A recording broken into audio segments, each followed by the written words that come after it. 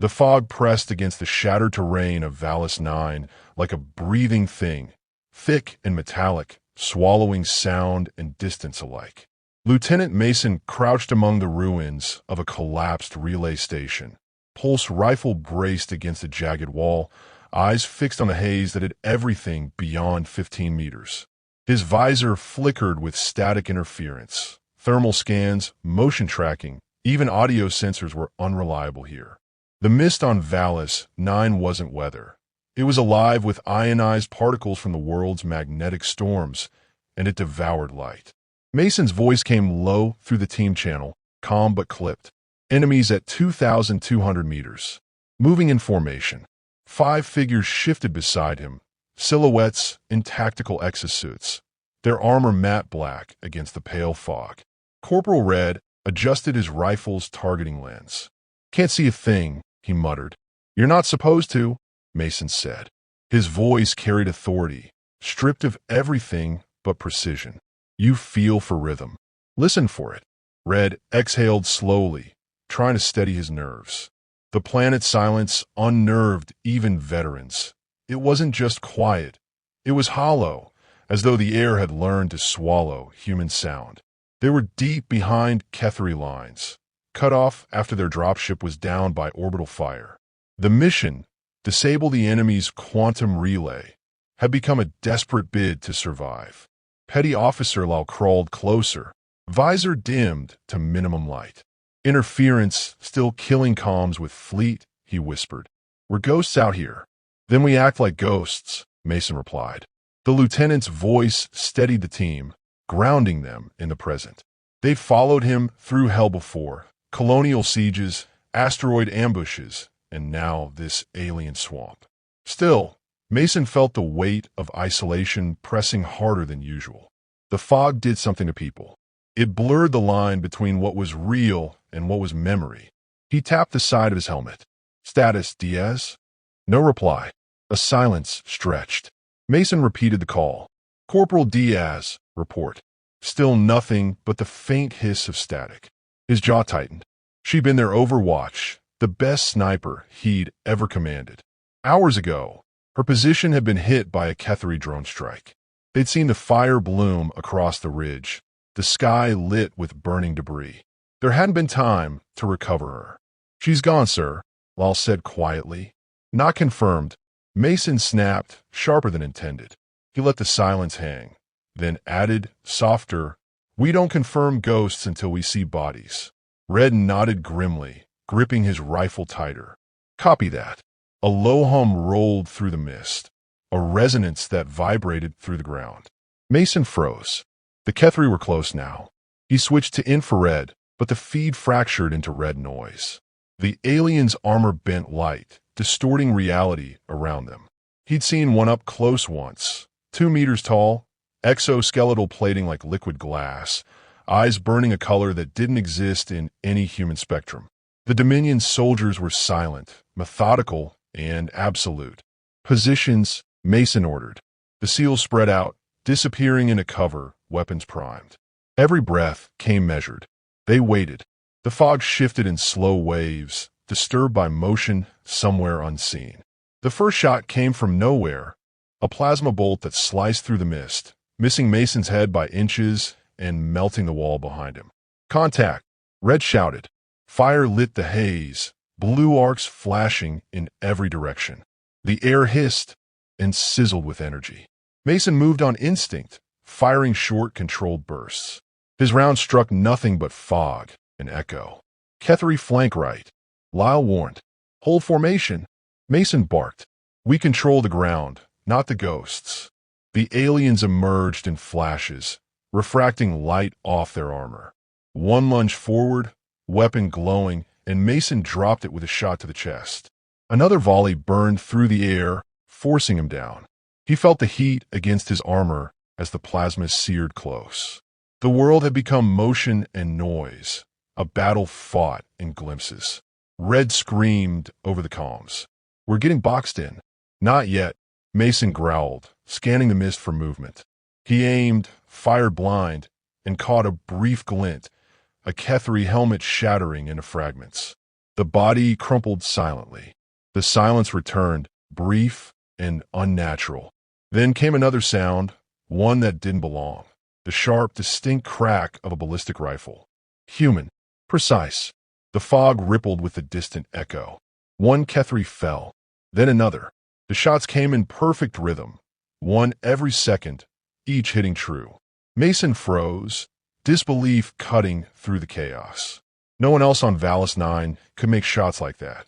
Red's voice trembled with something between awe and fear. That sounded like, "Hold position." Mason ordered, but his own heartbeat betrayed him. He knew that sound. He'd trained beside it, trusted it to cover his flank for years. Through the fog, a figure appeared.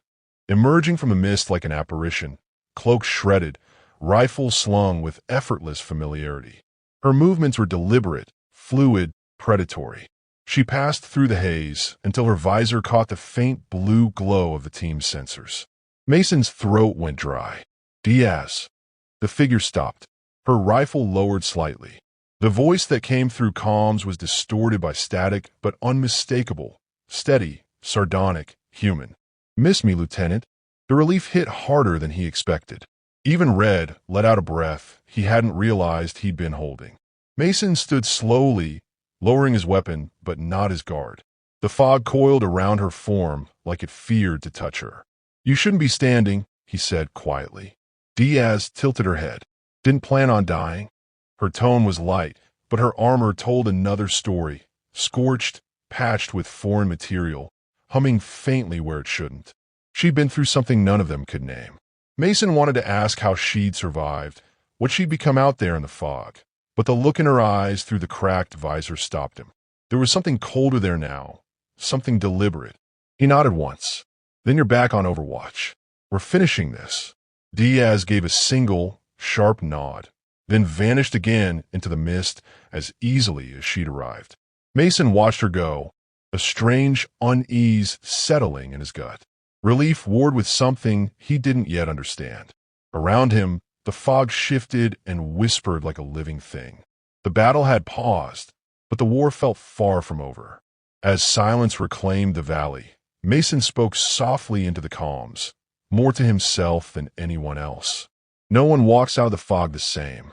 The fog had thickened into a living wall by the time Diaz reached the others.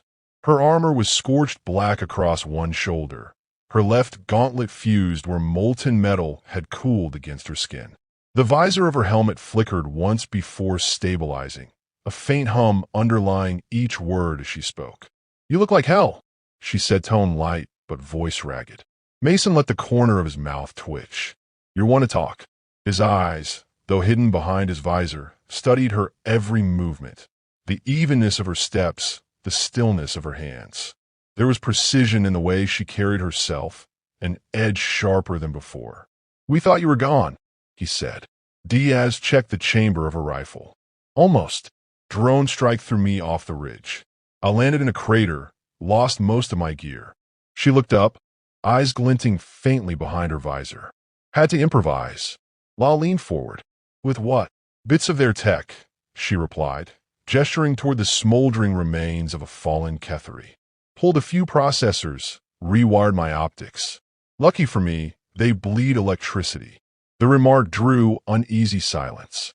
The Kethari were feared for their fusion of biology and machine. The idea of using their parts was unnerving.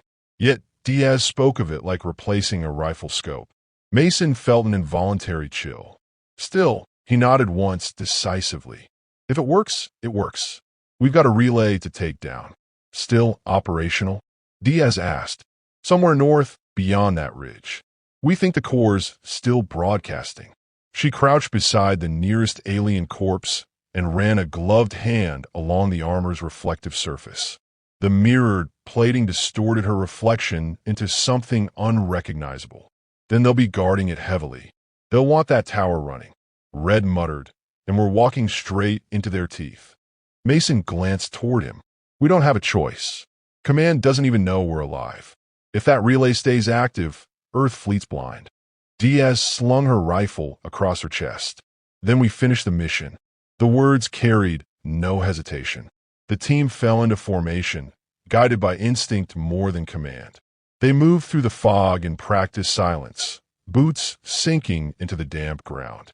The air shimmered faintly, electromagnetic distortion from the relay tower pulsing miles away. Mason could almost taste ozone in the air. They reached the edge of a ravine, its depths hidden by dense vapor. Diaz took point. Kneeling near the lip, scope pressed her helmet. 2 patrols, 6 Kethari each. They're sweeping with drones. Red cursed under his breath. We can't cross that open ground. Then we don't, Diaz said. She adjusted the rifle's scope, the faint whine of charging capacitors cutting through the quiet. Mason watched the lens flare once as she fired. A distant thud followed, then another. The drone lights vanished, snuffed out like candles in wind. Path's clear. Lyle blinked. How did you? Diaz cut him off softly. Don't ask. Just move. They crossed quickly, every second stretching into eternity. Mason couldn't shake the sense that she was different. Her voice, once full of human inflection, now carried an undercurrent of something cold, measured, almost mechanical. When she moved, the fog seemed to bend around her rather than through her. Halfway across the ravine, the team froze. A shrill hum sliced the silence, a Kethari beacon activating. Then came the answering chorus, alien weapons powering up in perfect synchronization. Contact front, Mason shouted. The first plasma bolt hit near Lyle, igniting the ground in a burst of blue fire. The SEALs scattered, taking positions behind fallen debris. Diaz dropped prone, already calculating. Her shots cut through the chaos, each one deliberate. Mason caught flashes of movement, Kethari collapsing before they could fire. Still, they came in waves. The air filled with the sound of energy fire, ricochets, and shouted commands. Mason moved from cover to cover, firing until his rifle overheated. Red was hit in the leg, but kept shooting, teeth clenched. The team's formation faltered, pinned by crossfire. Diaz rose slightly from her position, her breathing calm despite the storm around her. Through her augmented optics, time fractured into measured moments. Each heartbeat became a coordinate. She felt the alien tech inside her pulse in rhythm with her thoughts, guiding her aim. A shot fired, one enemy fell. Another breath, another shot. She didn't miss. Not once. The last Kethari tried to retreat, but she was faster. The final bullet tore through the mist, and then there was silence again, sudden, absolute. Red slumped against a rock, groaning. You're not human, he muttered. Diaz didn't respond. Her visor reflected the fallen, their bodies cooling in the alien twilight. Mason approached slowly, placing a hand on her shoulder. You saved us, he said quietly. Her head turned slightly. That's the job.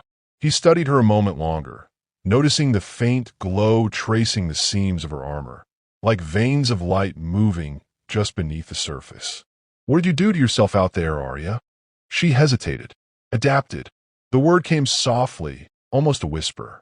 Then she looked toward the ridge, where faint lights pulsed in the distance. The relay tower, still alive, still mocking them. We're close, she said. Once we take it down, they lose orbital coordination. Mason nodded. We'll move at dawn. Dawn's hours away, she replied. They'll reinforce before then. I'll take a sniper position. Keep them off your backs. Red opened his mouth to argue, but Mason silenced him with a glance. He knew better than to question the will of someone who had already died once. We'll mark a fallback route, he said. Diaz gave a brief nod and vanished back into the fog, her steps dissolving into the mist without a sound. The remaining SEALs began checking weapons and tending wounds. Mason lingered, staring after her. The air felt heavier, as though the fog itself mourned something unseen. She's different, Lyle said quietly. Mason's jaw tightened. She's still one of us. He wasn't sure if he believed it. He looked toward where she'd gone, where faint echoes of rifle fire rolled through the distance. Every shot was perfectly spaced, each one carrying the same haunting rhythm. She had become the fog's voice, cold, precise, endless. And as Mason listened, he realized the war wasn't just against the Kethari anymore. Something else had begun, something deeper, and far more human. The fog thinned as the first faint glow of the planet's false dawn spread across Vallis IX. It wasn't sunlight. This world had no true day, but the reflection of its shattered moon through the perpetual haze. Lieutenant Mason crouched beside the remains of a collapsed ridge, watching the horizon pulse with the faint blue shimmer of the Kethari relay tower. The structure loomed like a skeletal monument, its energy field arcing into the mist like lightning trapped in glass. Somewhere up there, Diaz was moving into position. "Last signal we got from her was 10 minutes ago," Red muttered, checking his scanner. "After that, nothing. Think she's still out there?" Mason didn't answer. He'd seen her vanish into the fog hours earlier, rifle slung across her back, movements as fluid as the mist itself. She had become something the fog accepted, something it concealed willingly. "She's out there," he said finally, "and she's not going to miss." The team had regrouped through the night, patched wounds, recalibrated weapons, and watched the alien patrols thicken around the tower. The Kethari moved with precision, forming defense rings that glowed faintly in the dark. There would be no stealth now, no quiet insertion. The SEALs would draw the fire, and Diaz would end it. He gave the signal, and the team advanced in a low sprint through the mist, shadows against the phosphorescent ground. Plasma fire erupted almost instantly, arcs of blue cutting through the vapor. The SEALs returned fire, disciplined bursts, trading ground inch by inch. Mason's mind stayed locked on time. 2 minutes until Diaz's window. He ducked behind a boulder as a bolt struck close enough to melt rock. "Lieutenant, we can't hold this long," Lal shouted over the comms. "You'll hold," Mason barked back. "She's lining up the shot." And then, through the chaos, Diaz exhaled. Her breathing was steady, mechanical, like the rhythm of a machine built for patience. From her vantage point on the ridge, the world was geometry, angles, wind patterns, vapor density, and distance. The relay tower's core glowed faintly within its protective shell, a sphere of light suspended within a web of alien alloy. 2,200 meters away, she felt the pulse of her modified optics synchronize with her heartbeat. Each inhale revealed minute fluctuations in gravity. Each exhale trimmed the world down to a single point of light. Her voice came through the comms, quiet but certain. "On target." Mason looked toward the ridge, though he couldn't see her through the fog. "Take it." She steadied the rifle, the butt braced in her shoulder. The alien nanites in her bloodstream hummed with anticipation, calculating trajectory, factoring quantum interference, compensating for the planet's magnetic drift. Her body was a network of math and instinct fused together. For the briefest second, she felt both infinite and utterly alone. The trigger clicked. The bullet tore through the mist, a whisper of kinetic energy slicing the air. It struck the relay core dead center. For a moment, nothing happened. Then the tower convulsed. Blue lightning surged across its frame, crawling like veins of living fire. The shockwave rippled outward, shaking the ground beneath Mason's boots. "Direct hit," Red shouted. "The core's destabilizing." The Kethari screamed, a sound like metal grinding against bone, as their armor flickered and failed. Energy discharges cut through their own ranks, sending arcs of molten light into the fog. Mason shielded his eyes as the tower exploded, a silent bloom of blue and white expanding into the mist. The sound followed a second later, a deep, resonant crack that rolled across the valley. Then came silence. Only the hiss of cooling air remained. The relay tower was gone. Nothing left but molten slag and drifting embers. "Diaz," Mason said into his comm, "Status report." No response. "Diaz, do you copy?" His voice rose, brittle at the edges. Static answered. Then a faint click, one short breath of sound. Her biometrics flashed across his visor for half a second before fading completely. He felt something tighten in his chest, a hollow weight that words couldn't fill. "Sir," Lal said quietly, "I think she's gone." Mason looked toward the ridge. The fog churned there, restless, curling in slow spirals. He wanted to believe she'd walk out again, rifle slung casually, voice dry with sarcasm. But the calm stayed silent. She had done what she came to do. They began extraction procedures, signaling their evac beacon now that the jamming field had fallen. The Kethari were retreating, their command network fractured. For the first time in weeks, the human frequencies were clear. Mason sent the coded victory report, but his hands felt heavier with every keystroke. Hours later, when the dust settled and the fog thinned enough for the ridge to be visible, Mason climbed alone. The slope was scorched, soil fused into glass. At the summit, he found her sniper nest, charred metal, a fractured scope, and the faint outline of where she had lain. Her rifle remained upright, half melted into the stone as if anchored there by will alone. He knelt beside it, etched into the rifle's blackened frame, carved by a blade into the cooling metal, was a single word: adapt. Mason rested his hand on the weapon, the surface still faintly warm. "You did, Diaz," he whispered. "You always did." The evac shuttle arrived before dawn.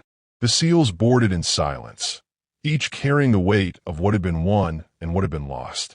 As the shuttle rose through the thinning fog, Mason looked down one last time. For a moment, he thought he saw movement near the ridge, a faint shimmer, like a figure standing against the light. But when he blinked, it was gone, swallowed by the mist. Weeks later, in orbit above Vallis IX, Mason filed the after-action report. He described the mission as successful, the relay destroyed, enemy coordination disrupted. Under casualties, he wrote, "Corporal Aria Diaz, missing in action. Not dead, never dead." The phrase felt right. Rumors spread quickly through the fleet. Stories of a sniper who haunted the fog, a ghost who protected lost patrols and hunted Kethari from unseen distances. Some swore they heard her voice on the comms before battle, a whisper cutting through static, enemies at 2,200 meters. Mason never confirmed or denied the stories. He simply listened, sometimes smiling, sometimes silent. He learned one truth out there in the fog. Humanity's greatest weapon wasn't technology or strength. It was the refusal to stop. On the observation deck, he watched Vallis IX spin beneath him, a wounded world healing under a pale light. Somewhere below, the fog still moved, slow, endless, alive. And if he listened closely, he could almost hear the echo of a rifle shot cutting through the mist, steady as a heartbeat that refused to die.